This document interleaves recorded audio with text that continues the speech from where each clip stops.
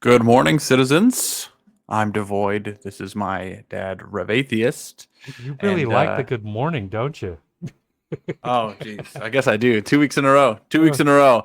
Anyway, this is Redacted, a live podcast where we talk about Star Citizen and its development. It's a bit of a quiet Thursday today. What are we talking about? yeah, so I mean, just some generic things, right? So there's a couple of reports out. We'll talk about those, and basically just going to see what comes up. This will be a nice episode for us to just kind of maybe go off on some tangents, talk Yep. about some of the things that are come up, maybe some of the things that are in the current PTU that should be hitting the game hmm soon. So we'll just see where it goes, what we have. Yeah, we will. We will. So I've got some things to show. They came out recently, just a couple days ago, with the monthly reports for September. So that it happens every month. We have a Star Citizen PU monthly report and a Squadron 42 monthly report, which I'm going to talk about now. I have actually the PU monthly report up right now, so we're just going to kind of reference a little bit of that. A lot of what's going on has to do with the 324.2 release. But here we're going to talk about something here. So to start, they're kind of working on AI content. So this is going to be for things such as AI behavior, especially in combat. Where they loot bodies and they're conscious of their ammo and stuff. They also have it set up, which is kind of cool. NPCs can talk to each other now. Not sure if you have noticed that, Rev. They can actually carry conversations, which is kind of cool. I didn't. I'm going to be honest. I'm going to be honest. A little bit of a naysay on this. Um, the reports are great. It's nice to see the things that they're working on. The thing that drives me nuts about the reports, though, the one thing that's missing is any indication of how close to done they are. So, Well, like, that's like, what the like, release view is for, right? well, but yeah, but with And the specifically with roadmap. Squadron 42, right? Specifically with Squadron 42, they got these updates. We know that they're feature complete. We know that they're in polish and just, you know, I feel like at this point they should be saying, "Hey, there should be some indication that like it's like we don't have a date You know yet." what? I think we'll get there. I think we'll get there. It's just Because driving because it just feels like how they're not close. They constantly every month a new report with all of these things, and it feels like all of a sudden it just feels not close anymore. you Driving know me what? nuts. Let's circle back to this because there's a lot of Squadron 42 Yeah, discussion we're yeah. going to Let's have, talk a about lot of what's in the CitizenCon report. discussion we're going to have. But we're talking about the PU monthly report right now. AI can talk to each other. AI is learning how to do things like manage ammunition and react in real time to players and other NPCs. They're working on the navigation mesh just a little bit here. This is just some graphs that have to do with that AI nav mesh and stuff. We don't have to spend a whole lot of time here. But they did kind of flesh out some animation stuff. They're talking about art for characters, specialist armors. This is something that they're going to talk about a little bit at CitizenCon, where different armors they have sort of like, I guess we could call it a tier 0 implementation of this right now with like the Novikov armor and the Pembroke armor, but really that's more like temperature control That armors. It's just honestly, that feels more like placeholder. Like we have to give them something. So here's some armor for you, and there's a little variation in it, because the specialist armor really is about this armor is good for people who carry big heavy weapons. Yeah, you're going to be slow, but you got tons of armor, right? This particular armor is good for scouts. It's going to have pockets. It's going to be lightweight, right? So more characteristics to make it more specialized. Whereas right now, like I said, it just feels like, well, we have to give you something. We want you to feel like you have some variation. So this looks light, it feels light, it's got a little less armor, done. And that's what we've got now, right? So, but I'm looking forward to it, well, to yeah, have some they're armor that has that additional variation and that additional they functionality to are support they're that. getting there, right? Yeah. Do you remember just fairly recently when they came out with the dynamic crosshair? The one that floats around and stuff. That's specific to like military helmets, right? And things like HUDs are going to be different for military helmets, and these armors are going to react differently. Maybe Yeah. if you have like a specific flight armor, it might be a little bit heavier than a flight suit, but you'll be able to fly with it, but it'll have some other detriments. Or like you said, maybe there's armor specific to like a heavy gunner, right, or a scout, and maybe there are armors that are specific to like mining, because mining can be a little volatile sometimes, or salvage where it's Sure. got slots on for attachments. Maybe it has like extended oxygen supplies or something. So combat isn't the only situation you're going to be wearing armor. So it'll be Yep. cool to see what they do Battery pouches. with exactly battery pouches, right? I'm still waiting on like jetpacks or jump packs. I, I feel like I'm going to be waiting forever. We don't know if they're a thing, but I hope they are, because I'm a huge fan of that stuff. But they are working mostly on RSI ships, especially the Polaris as well. Yep. There's not a whole lot of information here because they're holding back for CitizenCon, but they did say that they're working on putting the Polaris and several unannounced ships in the game. Several unannounced ships. Yeah, no, that's true. So always looking forward to the ships that they've got. Always disappointed that they have little tiny ships and not any big ships. We'll see what they've got. So hopefully they've got at least Well, one thing with a little that's a little meaty. Well, I'm going to show you something here really quick. This is a sneak peek that they just put out. Okay, so this is one of their potentially unannounced ships. We, based on our discussion last week, know that there's a couple of ships in, such as the Misk Fortune is an unannounced ship. We don't know exactly what it's going to do or what it's going to be. There's some speculation about a salvager, like a mid-sized salvager in line with like the Argo Mole or something. But looking at this, it's kind of got that Argo orange hue. So maybe this is an unannounced Argo ship that we don't know anything about. That could be. It also looks like maybe it's a ground vehicle of sort, based on the background of the picture. Looks like it's sitting there on the It ground. does kind of So look ground, yeah.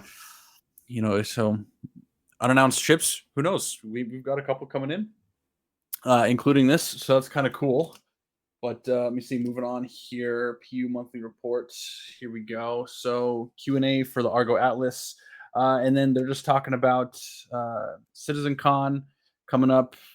There's something cool with CitizenCon. I don't know if you're aware, but afterwards, Atmo Esports is hosting a bit of an event where they're going to have a racing showcase as well as their yearly fighter flight. And that is going to happen Sunday afternoon. It's actually at a different venue than CitizenCon, but it's called Inter Atmosphere, as you can see in the screen share here. But that's going to be pretty cool. Tickets are separate for that. So it's as far as I know, down the street or a couple blocks away from the venue, and they're going to be doing that. Cool. Let me Sure. see. Keep going here. Sure, the folks Pirate will have Week. fun. I think we touched on Pirate Week last week, because that's really when it was, I think, right? Our first week of October. I like there was this some image. What do you like about this image? Well, what I like about this image that it indicates lots of trinkets and decorations and stuff, right? Yeah, I agree with you, except that I think you and I both know it doesn't work that way right now. I've spent a lot of time trying to decorate my hangar, and tables don't work very well.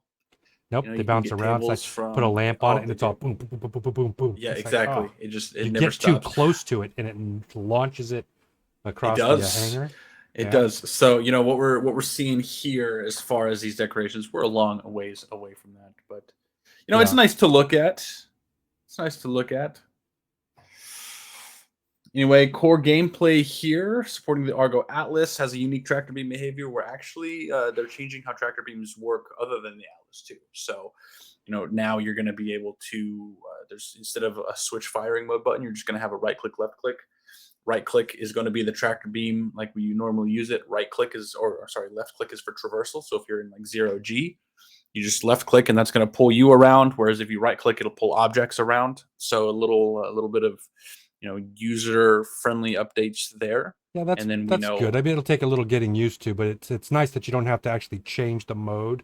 It's just a yeah. different button click. That makes sense. Mm-hmm. And then we also know, I got in the Atlas for the first time today. Uh, Oh, it's been out for like weeks now, and I've yeah, only just now gotten into it, right? But I got to play around with the tractor beam, and it is weird. It is weird. yeah. But I we know know, that right? they're updating other tractor beams to behave similarly. And I think it'll work better with snapping to grid. I think is kind of the point there, where it's quick snap into grid. When there's no grid, it feels very, very weird. But we'll see how that goes. So updates to that. Yeah. Well, I don't know how much you did with it, but did you do it move any like really big boxes? No, I didn't move any really big boxes. I just spawned the Atlas, and there was like these trolleys around my hangar, and I was just throwing those around and Oh, seeing how it felt. I y- didn't have a ship out or yeah. anything. I If just you messed grab, around. even an 8 SCU box, when it comes up to you, it's so big and in your face that it's difficult to see what's like. It's very big and I in your see. face. Okay. We'll have to see how that goes. They're doing a lot of updates on that just as time goes here. Here we go. So for charge and drain, core gameplay and design discussed whether the client-side prediction works as expected and meets expectations. From this, they improved how connections between the multi-tool and resource containers are handled. So again, talking about the tractor beam and multi-tool, charge and drain is going to refer to like their little battery packs, right? So you can charge the battery packs to power those. They're going to deplete kind of like ammo, but well, it's batteries, right? Bioaccumulation progressed too with improved support for wetness visualization and iteration, Ugh. including a new debug tool for degradation. This is kind of a small thing, but it helps to add life in the verse, right? And I'm a sucker for those little things that help it to feel lived in. Yeah, there's Converting probably about markers. 2% of people that'll actually notice that stuff. Yeah, you know what? 2%. I'll take it. That's fine. Ah, I'm happy I'll with be that. generous and say 5. Okay, okay. September saw further work on jump points, including improvements to tunnel wall forces and the failure behavior. Something else that we learned about jump points, and maybe they'll talk about. Oh, actually, it does say it right here. Gameplay wise, jump drives now use quantum fuel. Hey, So can you this is do going me a to small add favor? and talk toward the mic. That'd be great. Yeah, jump drives now use quantum fuel. So, what that means is that for smaller ships going through, especially to places like Pyro or larger systems, is that one, you're going to refuel before you leave, and two, depending on how much fuel it uses, we don't know yet, you may have to refuel after the fact, especially if you're trying to go straight into your jump. So, this could be tough in a place like Pyro where it's lawless and maybe there's not as much control. Hi, Karma. Welcome in. But fuel management is going to be important, and you're going to have to start paying attention now because if you don't want to have to land on the other side of a hostile system, you're going to need to plan your fuel. Yeah, well, we always knew that fuel management was going to be an important part of traversing Pyro, and through these. Well, I don't know that we knew that necessarily for the jump gates, but we definitely knew that fuel management was going to be a big piece of the game once Pyro comes out. Oh yeah, most definitely. Karma, we're just talking about general Star Citizen discussion. There's the PU monthly report. We're going to talk a bit about Squadron and CitizenCon. So we're just kind of going through that now here. So here's something that's kind of cool. Progress continued on radar and scanning, including delta signatures.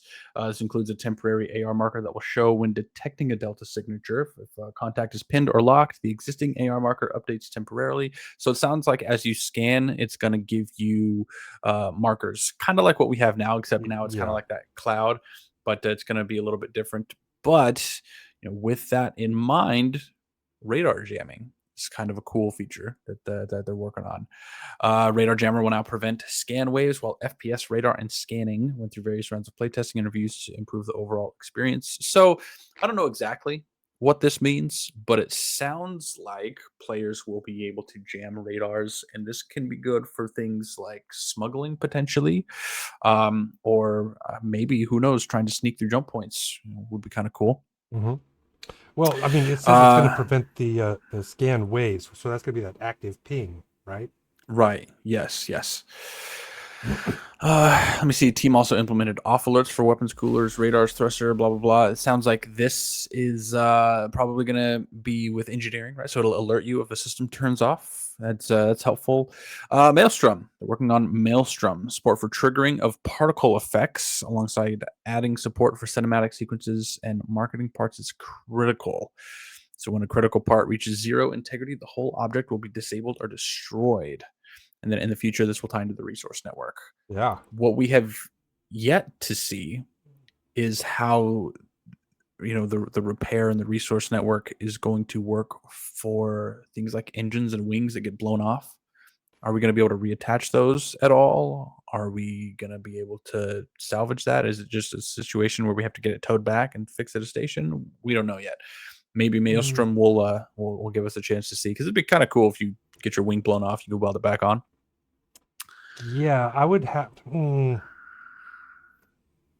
I have a hard time seeing them do that. Maybe. I mean, you never can tell. I kind of do too, but it's a cool pipe dream to talk about. More work on the mission system refactor. So something important to remember is, they keep talking about, the mission system refactor, the mission system refactor. This isn't like a replacement. It's just continual updates, and they're doing a lot of work in preparation for Pyro. So we're probably going to see a huge overhaul coming with 4.0. I'm excited to see what that looks like. Clearly, they're still working on it. Missions can be played through to completion using the full mission service implementation, while medical and rescue service beacons are functional using the new system too. So yeah, we'll just see what that looks like going forward. Yep. Okay. Contract prerequisites. The team added the option to set locality availability, such as landing zone, moon, settlement, or distribution center. So what this means, right?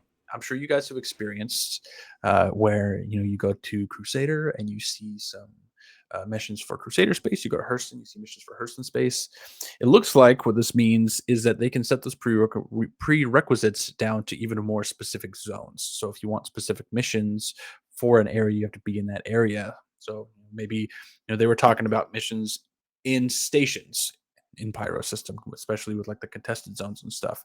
Sounds like they're working on labeling those prerequisites as maybe this mission you have to be in this station or at this settlement or on this moon for, as opposed to just generally in one system, right?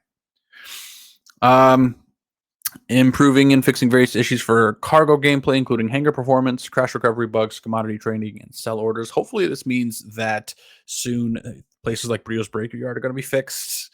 I don't know, there's a lot of issues trying to sell Weevil eggs right now, which kind of sucks for a group like us where we do a lot of drug trading. Quality of life improvements on that same front. Economy team. So ongoing work on Pyro, implementing some of the balance changes. So economy's in a rough. I'm not going to say a rough spot. It's in a weird spot, right? So Sure. they're changing ship prices, they're changing mission payouts, but they're not wiping any money, which has been weird. And then Pyro's going to come out and it's going to change reputation, and mission payouts are going to look different. And Yeah, I have no I'm doubt they're gonna do. They'll do an economy wipe with 4.0. They kind of. I mean, they've got to. I think so too, man. At least money has to go. I feel like ships have to go, but if you wipe ships, you wipe inventory. I feel like, and with whole new factions and reputation being a big thing, they haven't officially said anything. I'm anticipating a full wipe for 4.0, and I kind of hope they do. Right? It'd be nice to just start fresh. That's part of why I haven't given a whole lot of time to saving up my money, because I'm expecting it's going to be gone soon. Yeah, you're a millionaire. I'm a millionaire. Rev's a millionaire. Everybody's a fucking millionaire. That's part of the problem, right? So, hoping that it does get a wipe and that the economy does get a little bit more balanced with Pyro. We'll just have to wait and see, right? Landing Zone team continued the push toward Alpha 4.0, polishing and optimizing content and supporting the design team and making Pyro as distinct as possible. So, hey, guys, guess what? Pyro is going to be red and shitty, which is cool. Here we go. Talking a little bit more about the mission design. Here they're talking about Blockade Runner. I didn't get a chance to try it, but a lot of people here on our Discord have. They said it's a good time when it works. Sounds about right for any event that Star Citizen has put out to date. So here we go. The mission system refactor continued, which includes over 1,700 mission records for Stanton alone. So 1,700. 1,700 mission records. Now, I don't think this means 1,700 missions. This probably just means 1,700 parts, right? And so you might take 3 to 10 parts for one mission. Still, Is a guess, that's but a still, good number. it is, and that's just for Stanton. We know what we've been told so far is that Pyro is going to be even more extensive, right? Because they want it to, they want people to spend a lot of time in Pyro. They especially want you to spend a lot of time in one place, out on one planet, right? They want you to, they want you to be able to jump around, but the idea is that there's enough gameplay to keep you planted for a significant amount of time. So we're going to get to see how many that is for Stanton. Hopefully, it's significantly more, but we'll get there. Work also began on an improved new player experience that accommodates more fundamental game mechanics. For example, teaching players about item banks, freight elevators, the respawn flow, component repair, gameplay, master modes, and more. So, we've had this discussion before, right? They're updating the tutorial again, and then in a year we're going to be looking at the same thing. So, but here we Yeah, go. well, I mean, Narrative. they need to update the new player experience, the tutorial, to incorporate these things, because if they want the new people to come in and understand what's going on and stick around for a while, I mean, it's something they have to do. They're going to have to do it periodically. I do agree. It's good to see that that's something that's on their radar. I absolutely agree with you. Most definitely. It's just it's kind of funny to think that they were so proud of the new player experience when it came out a year and a half ago now, and I was like, oh, we need to do the whole thing all over again. And while it's true, exactly what you said, it's Yeah, but funny to think I that don't in another year we're going to be right here. yeah, but I don't think they're changing the system that they're using for it. They're just, at least maybe they aren't. I don't know, but We'll see. We'll I see. mean, But I it would is imagine good that they're they're including more fundamental stuff. right. How do I use my when the inventory system first got released, and I hopped into live for the first time. There were people who didn't know the PTU existed, who don't follow the patch notes, who just got in the game. They got hit with this update, and suddenly, hey, my inventory isn't working, and it was a lot. So, this new player experience that says, hey, your inventory is not broken, it just works funny, Yeah, it just is works definitely funny. important. It just works Absolutely. funny, right? Yeah. Team also released a new lore maker where they answer community questions from the forum, a Whitley's guide that explores the history of the Prowler, and another batch of Galactopedia entries. That's cool for people who like to read that sort of stuff. I am a big fan of the lore, but I'm not going to bore people here. Online tech team began September working on features for 4.0, including the updated mission and marker systems, yada, yada, yada. Backend social services refactor replaces some of the older diffusion services with gRPC services and adds quality of life updates. I have no idea what any of that means, but maybe it means group markers are fixed. That'd be cool. Second half of the month involved design work for new services. Live tools kicked off a new feature to provide better access management to hex based on various user permissions. I don't know what any of this means. I sell cars for a living. I don't do this kind of stuff. Network team prepared to bring server meshing to the PU. That's cool. We knew that. Yep. Matter of So fact, I guess I don't long know. story short, I'm going to condense this. There's some cool technology that they're working on. Yep. UI, here we go. The UI team focused on multiple screens for the Pyro system while continuing close collaboration with the core gameplay pillar on jump points and the resource network. They also reworked each manufacturer vehicle's HUDs and MFDs. So this is the big thing that people are excited about for 324.2. We're seeing like the Drake MFD is out there. There's holograms for the Misk MFD. It's a lot of cool stuff, And I actually got in today and I got to experience the Drake MFD on the Corsair for the first time, which was kind of cool. They took out the power triangle, which we knew, and they've got like these little bars. I hate to say this, but it kind of reminds me of the Starfield power management system. I think I mentioned that last week or the week before. What I did not have time to do is mess around with my keybinds on my sticks and see if there was a way where I could get it to feel okay. It seems like, based on what little I could see, that it's not going to be very intuitive with sticks. Most of it has to do with clicky. So we'll have to see. I'm going to spend some time with it tonight, see if I can get it. And then multi-tool, streamline multi-tool UI to be more straightforward without the need for floating elements. I think that's what I talked about before about the multi-tool and the different buttons. Yep. And then the last one for the PU continued their task for jump points in support of the vehicles, weapons, and location teams with a variety of deliverables, including the Argo Atlas and Ars Zeus Mark II. So they're just updating things that are about to come out, right? Visual polishes, it looks like. Yep. So, a couple of cool little tidbits in there that we didn't already know about, but for the most part, nothing too exciting. They're really keeping a lot close to their chest right now with, CitizenCon right around the corner. And, speaking of CitizenCon right around the corner, they also put out a Squadron 42 monthly report, which is going to take about 2 minutes to go through because it is very, very lacking, which, truthfully, Rev, is not a bad thing. Because it means that there's not a lot that they're working on. There's not a lot they have to work on. But I've got it right here, right?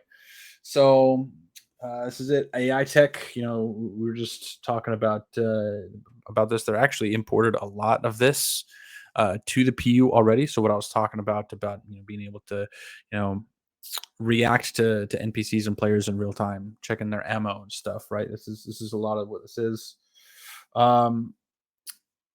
Social strike team. So this is specific for specific scenes, right? They're working on AI for specific scenes, uh, such as they say here, including a ship's hangar, gym, bridge, barracks, bathrooms, and mess hall. So these are just mostly what it seems is idle animations, but for probably the common areas that you're going to be at, where they don't want it to be repetitive all the time. Zero G animations such as reloading in space. Yep. Facial team updated some animations. They did some mocap rework for a couple of scenes. Looks like body type 2 animation. So it looks like part of their polishing was basically going through and adding the female archetype. And so it looks like they're doing some of those. Some environment art here. So it looks like lighting and high fidelity stuff, level of details. And then gameplay story. So again, it's just polish, polishing the gameplay. That's it. Narrative. So following improvements to the scanning mechanic. So this might just have to do with a little bit of feedback they got based on some of their uh, sneak peeks, I guess, of the radar system with how it highlighted everybody, and maybe they're working on what are they putting in squadron versus what are they putting in the PU for this. So I mean, this is really pretty much it. There's not a lot for Squadron 42, and like I said, it seems like a good thing to me because if there's not a lot to share, means that there's not a lot that they're doing. It means they got to be getting close. I'll grant you that. Sure. There's not a lot to show, then maybe it's because there's not a lot to do. Okay.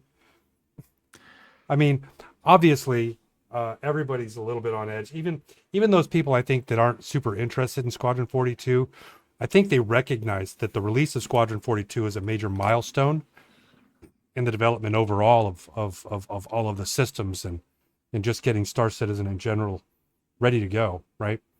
One of the things that I know is going on at the moment, there's been some chatter about, and I think they've had some messages of the day, for example, on some of the chat rooms they've got, that 4.0 is soon to be released to Avocati. Yes, I did see that. Which is very exciting, right? It's super exciting.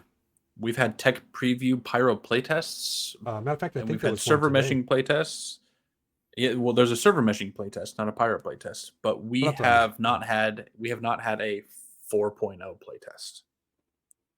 Yeah, Which right. 4.0 is supposed to be, and obviously Evocati patches, sometimes they pick and choose what parts of 4.0 they put in. But we've had these individual parts. We've never had anything together. So 4.0 tells me that at the very, very least, they're going to have Stanton, Pyro, and server meshing. Those are like the three pillars of 4.0. Right. I And think so that's right. having those all together in one playtest, even if they don't have the updated missions or they don't have updated ships or whatever, having those three together and testing that's going to be huge, right? Yeah. So super looking pretty cool. forward to it. But since we're talking about what's up, Hung, welcome in. Since we're talking about CitizenCon, also before I move on, Aegis says something here really quick. As long as my hat on my joystick changes my power settings correctly, I'm okay with them changing the appearance of how the power triangle works. Yep. Maybe the power triangle is gone. Well, the power triangle is gone. Yeah, but that's not what he's saying. He's just saying if he can bind the new system to his hat so that he can make it function the way he wants. Well, cool. Yes, and that's what I'm going to play around with. Yeah, because right now how it works is to do that. Yeah. So what you've got right now with this new MFD and power distribution rework is you have a pool of power, and you can apply certain units of that power to your systems. I think with the Corsair, you have like 22 units, whatever they use for that unit, right? Yeah. And you can apply, like 3 or 4 units to your engines, 3 or 4 your shields, yada yada. So it's not like the regular power triangle. We'll have to see how it works. Yeah. So here's what I see as the problem with getting where Aegis is wanting to be, right? If you have all of your power allocated to something somewhere, in order for you to reallocate it, you have to deallocate it from somewhere. Right. Correct. So with the hat, you can say, yeah, go there. But where are you going to pull it from? Right. Exactly. Right? So it seems like you're just it's just going to add an extra step. There's going to have to be keybinds to remove power and then to re-add power. Admittedly, I hate to make this comparison because I have specific feelings about Starfield as a whole, but their power management was intuitive and easy to use, where you had basically your highlighted component and you could go up or down to add or remove power. You could just press the button left or right to hop to which component you had activated. So you could just say, for instance, highlight your engines and then boop boop boop, drop down 3 squares, hop over with your thumb control to your shields, and then boop boop boop, allocate your 3 units. And then it's very very quick. You can use one hat for it, and you don't have to have specific keybinds for lower engine power, lower shield power, lower weapon power, and then add shield power, add weapon power, add engine power. You don't have to have individual keybinds for all those. And I think that's what you have right now is individual keybinds for adding and removing for every system. But I'm gonna go in after podcast. I want to see what it looks like. Spend enough time on that so we can go ahead and move on. But CitizenCon is around the corner. That's a lot of what we've been talking about. October 19th and 20th, I think, right? And so we actually just recently got the schedule for Saturday and Sunday. I actually have that up right now, so we can look at that over here. So it's in Manchester. So these times are with that time zone in mind. A 9 a.m. that's in Manchester, which would be 1 a.m. Pacific time, where I'm at now. It's a little bit blurry. Sorry about that. We're working on increasing the quality there for next time. But 11 a.m. is where we're going to get to the first panel here. It's Brave New Worlds. So it's introducing. It's called Genesis. Innovative suite of technologies and processes within Star Engine that breathe new life into truly immersive worlds, achieving the fidelity and scale required to fill an entire universe. I don't actually know what that means, right? But I imagine it has something to do with fauna and how those fauna are ran, so that they don't just feel like they're just programmed to walk back and forth and go through idle animations. They're probably going to do things like react to players and ships and noises and day-night cycles. I Yeah, imagine that's what that is. That's my guess. it would be cool Right. if like some of the carnivorous creatures actually hunt the herbivores. Yeah, If I the agree. herbivores are running around looking for plants to eat, and Agreed. Yeah, and be able to react to each other. So, like for instance, if there was, we have Marocs and we have Copion. Those are two the first fauna we ever got. The Marocs are the birds. The Copion are the hyena-looking things. If there was just like a little flock of Copion or of Marocs sitting, and then these Copion were like sense them and we could like prowl around and try to hunt them. I think that's what this is. I think that this is an AI mesh essentially for fauna. So that'd be kind of cool. That's my guess. Haven't actually said it. We're gonna learn more. Social universe. It's the people you so meet.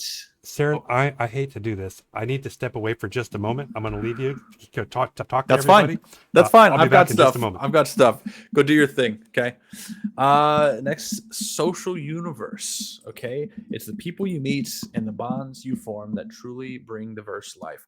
Dive into how we're evolving social features to maximize your adventures, from personal one-on-one interactions to massive gathering with hundreds and even thousands of players.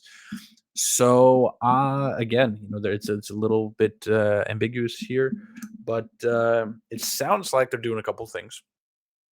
One, maybe are they adding organization tools? Finally, this is a big thing that the game has lacked pretty much since its inception.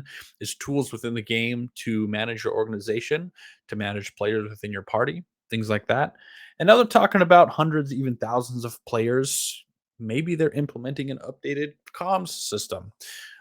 Our group here has been playing a lot of games like Hell Let Loose and Squad recently, partially because it allows us to kind of work on our team building exercises. But in doing that, it has showed us what we're missing. Right, there's a lot of really really valuable comms tools in there, where it's these layered comms tools. Right, you've got different groups who can talk in these different comms, and then leaders of those groups have their own comms, and then like leaders of those groups have their own comms. It's like this very multi-tiered sort of approach to comms. It's very very useful, and something like that in game in Star Citizen, with it supposed to have the scale it's supposed to have, could be very useful.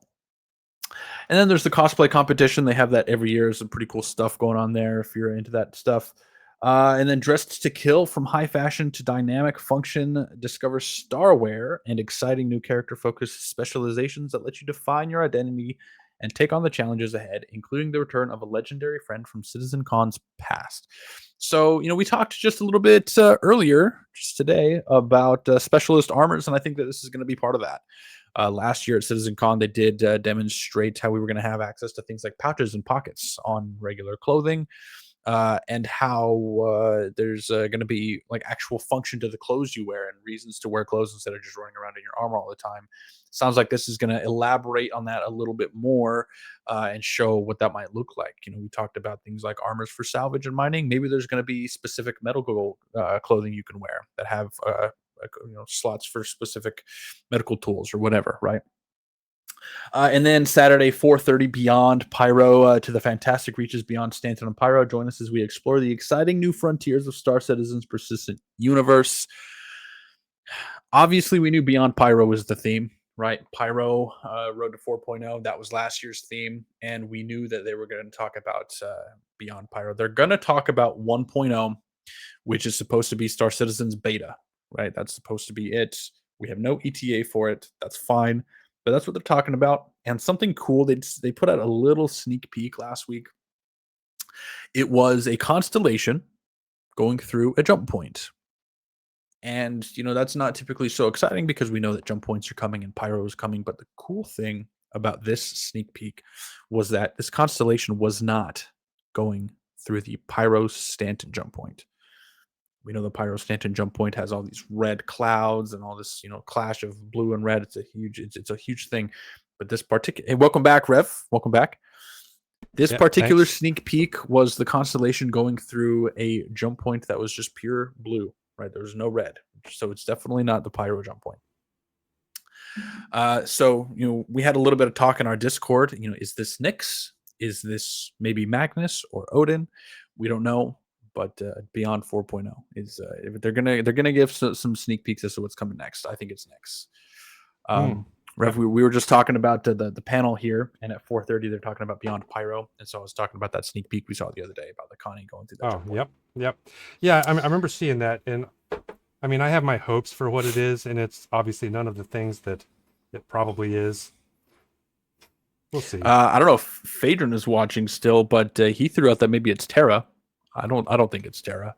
Yeah, but we do know that there is a Terra Pyro jump point, and I think that's where he's getting that from. Could be.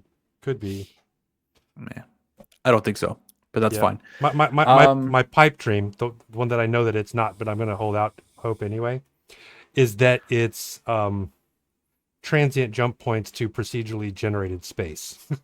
That would be really cool. I don't think that's what it's going to be, but that would be really cool. I think that'd be a fantastic exploration gameplay loop, but I think we are far from that. We probably are. Yeah. I don't know. I don't think that's obviously, what it's going to be, I wouldn't expect it to have like fully fleshed planets and all that stuff. But my hope is like maybe like a generic planet, a couple of generic, a generic star, a couple of generic planets, maybe some asteroids for mining or something like that. Yeah, exactly. Mining, definitely. It would give people something to look for, and it would, if that's what it is, and of course, obviously, it's not. Even though I'm still going to hold out hope, then there's that idea of now I can find these jump points and maybe sell them to people. Yeah, exactly, cool. Exactly. That would be a huge part of the exploration gameplay, right? The last thing for Saturday is the one thing I'm super excited about. And I don't even know what it is. Nobody does. It just says redacted at 5:30 p.m. So this is supposed to be a secret thing that they're putting out on the last day. There's a little bit of speculation regarding what this is.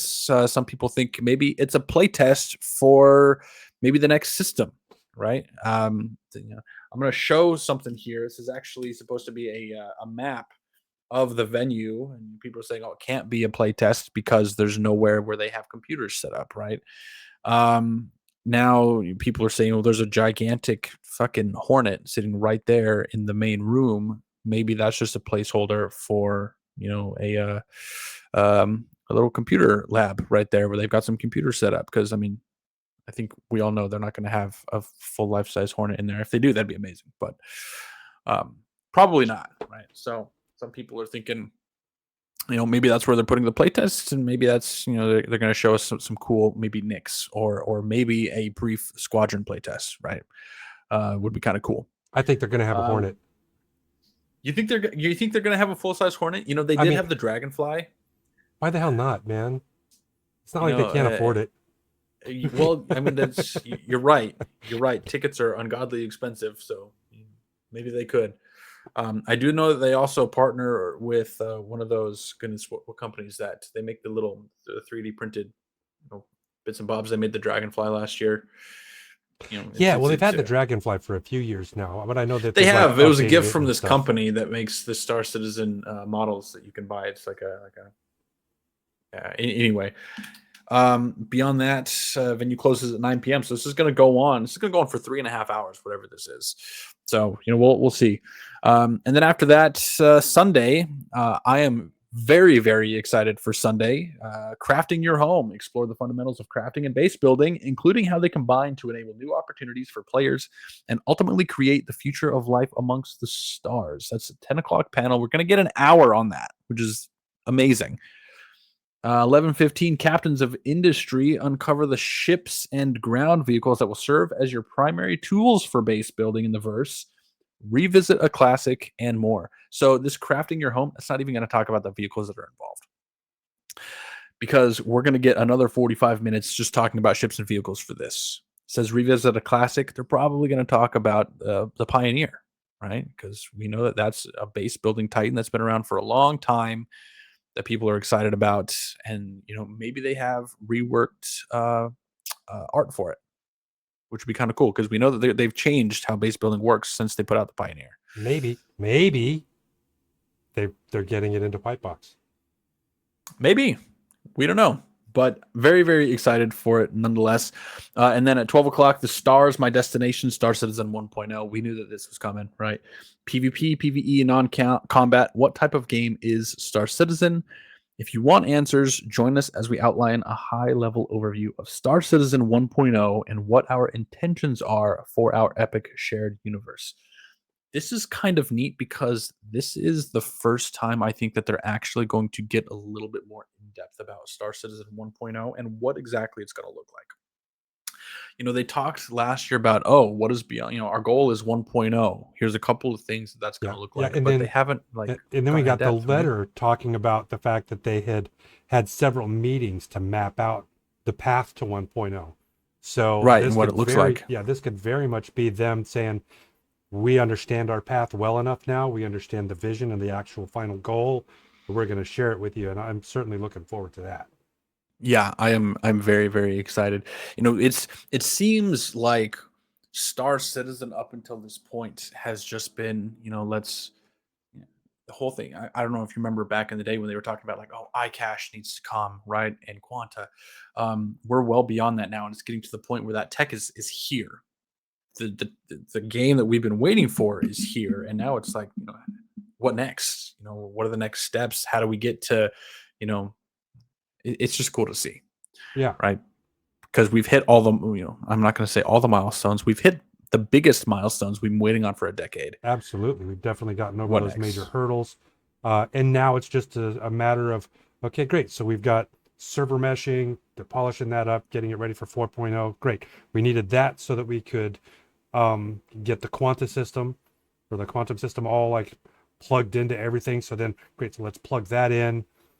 Uh, uh, then there's like NPC traversal onto the various nav meshes, connecting nav meshes from Hmm. ships to nav meshes on land, so that NPCs can make that transition. All of those Yes. Yeah. things, the technology's there now. It's just a matter of plugging it back in, making sure that it works right, working through the bugs, polish, Definitely. and getting Definitely. it ready for beta. Yeah. And I've talked a whole lot about maybe not on stream, but I am a huge fan of Tony Zurovec and his work with Quanta. And for those of you who aren't familiar, I think we have talked about it on an episode. Tony sees Quanta is basically the simulation of NPCs and the economy in the background, where there's a couple 100,000 points of data traveling throughout a system at once, and it's very, very in depth. And we know, well, I say we know, there was last year after CitizenCon an obscure French interview that talked about Quanta with one of the CIG employees in Montreal. I think they said essentially Quanta is in a very good place. We're just waiting on 4.0 and server meshing. So now that that's just about here, I'm very, very excited to see or hear from Tony Z, because he's the PU director now that Todd Pappy is gone. At least I think that's true, right? Maybe Phaedron can confirm, but I think it's Tony Z. And man, holy cow, he's got a vision, and I'm excited to see that come into fruition for Yeah. 1.0. Yeah, So absolutely. I mean, it's to the point now that I mean, we know 4.0 is coming. I think mhm. we're pretty confident that it's not going to get pushed like it has 2, 3, 4 times in the past.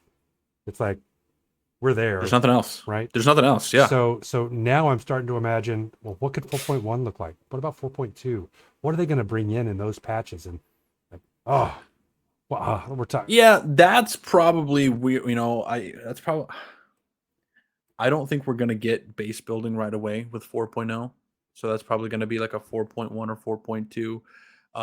There's probably gonna be a whole refueling rework, it's probably Probably. gonna be something, things like that, I imagine, is what we're gonna get. Well, yeah, there's That's that, but then there's also, well, the systems are in place, right? We've got the server meshing, we've got all the things to allow us to scale. So it feels like the growth after 4.0 will be to create the scale. So we're looking at new systems, we're looking at expanded content, you know, more ships, more locations, more missions, and more things to do with the systems that are in place. And I'll tell you that expansion, once that starts to happen, oh, I mean, it's a new world. it is. And to your point, we do know that they're working on other systems in tandem with just Pyro. Hmm. I mean, it has definitely been like full steam ahead on Pyro, but as early as 2022, when they were already full steam ahead on Pyro, we knew that they were also working on other systems because, as Phaedron pointed out a few days ago in one of their Inside Star Citizens, they talked about, oh, hey, we're working on the hospital in Levski, right? Yeah, Which well, if they're we doing haven't seen that, then they Levski in got to. 3.5, 4 years. That's right. And if they're working on the hospital in Levski, then they have to have a system for Levski to live in. And we know that's Nix. Right, exactly. Exactly. We do know it's Nyx. And if they're basically, if they're taking these systems and they're putting them in Stanton, but then they're also working them in other systems just because that's what they're working on. Who knows if there's other systems that they're also doing it in, such as Odin from Squadron or Magnus, which is theorized to be the next system after Nyx. It's maybe they're just doing all these in tandem. And so who knows? Maybe these systems are more developed than we realize. And it'll be cool to see, I think they if we are. get it, if we get a system per year, I'd be happy with that. That'd be great.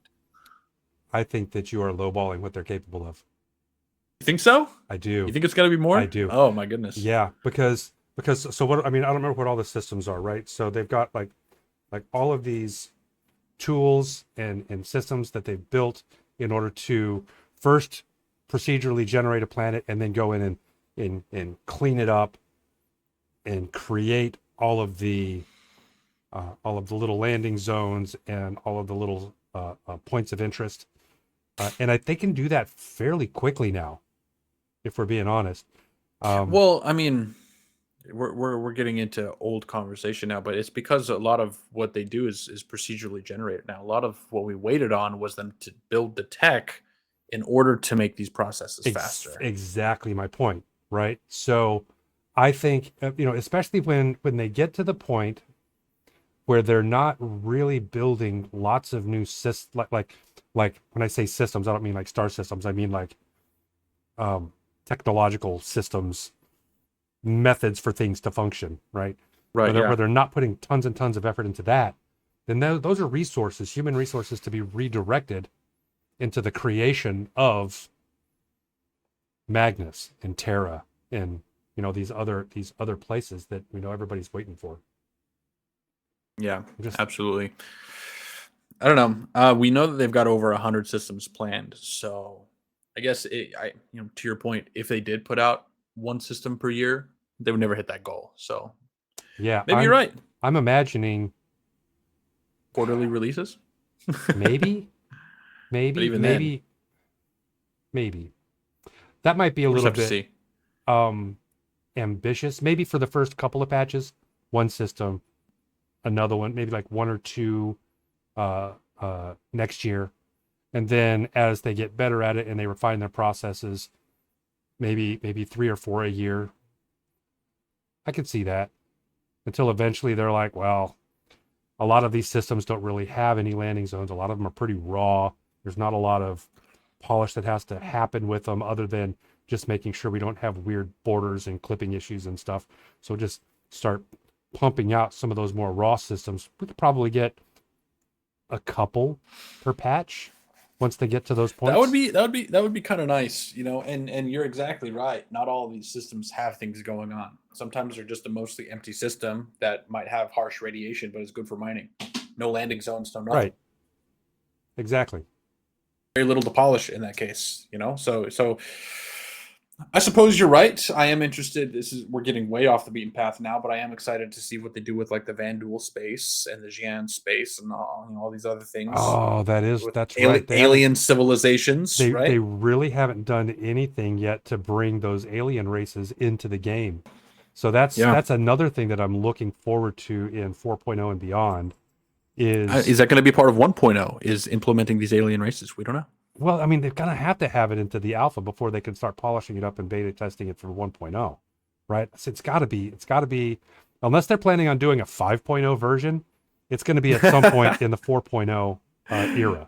It's got to be Star Citizen 5.0. Well, hey, you know what? We were told that there was not going to be a 324, and here we are. So if they say there's not going to be a 5.0, there might be. We'll see. Things always change. That's true. So that's more or less everything I've got for today, Rev, unless you wanted to throw something else out there. You know me. I'm gonna take us off the rails whenever I feel like it. So I really don't have anything else. Okay, good. Well, in that case, I think we're gonna call it. We are planning on doing a live viewing of CitizenCon. It's going to be tough. I'm definitely not going to be there for Saturday because unfortunately I work on Saturdays, but the guys are going to be putting it together. It starts ridiculously early, but we're probably going to get up and say, fuck it, YOLO, and do it anyway. In fact, I might just wake up early and be there for as much as I can and leave just to be there. It starts at, again, 11 a.m. in Manchester, which is like 3 a.m. Pacific. So I might just have a shitty day that Saturday at work and, be really, really tired, come back and watch it again on Sunday. But anyway, that's it. Details for that watch party that we're going to do on our Discord. It's discord.gg/pfcs. It's running along the bottom here. I think most of you guys are in there anyway, so just hop in and we have an event put together. Otherwise, we're going to let you go. Next stream is going to be on Tuesday. We've actually sort of established a rotating schedule that we're going to do these on. It's going to go Tuesday, Wednesday, Thursday, Tuesday, Wednesday, Thursday, and week after week. Yep, so that's what we're shooting. We've worked it out, so that's what we're going to do. Okay, but otherwise, that's it. I am going to get in and play Star Citizen for a little bit, I think. So maybe we'll see you in the verse, but otherwise, we'll see you next week. Yeah, we'll see you next week.